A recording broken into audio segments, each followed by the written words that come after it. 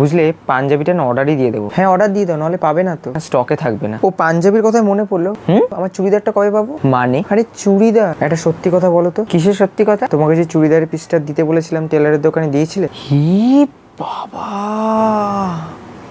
মানে তুমি দাওনি? কি করে ভুলে গেলাম এটা, আমার লিটারালি মাথা থেকে বেরিয়ে গেছে। আসলে আমি সেদিনকে রাস্তায় নিয়ে বেরিয়েছিলাম, গাড়ি জ্বালাতে জ্বালাতে দেখি ফুচকা খেতে গিয়ে ভুলে গেছি। ভুলেটা যাও কি করে তুমি? 1 মাস আগে তো দিয়েছিলাম, আমাকে চুমু খেতে তো বলো না। ঠিক তো টাইম মতো সে চুমুটা খেয়ে যাও, একবারও প্রয়োজন বোধ করলে না দেওয়ার। আমি অত টাকা দিয়ে পিসটা কিনলাম, পরবোটা কি এবার আমি? 20-21 তারিখ দিন বাকি আছে, দিলে পেয়ে যাবো তো বলো?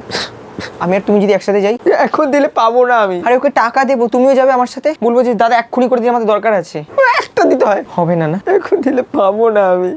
মিন্ত্রা থেকে অর্ডার দিয়ে দিচ্ছি, হাতের সামনে ফোনটা আছে, ছুঁড়ে মারবো কিন্তু একদম।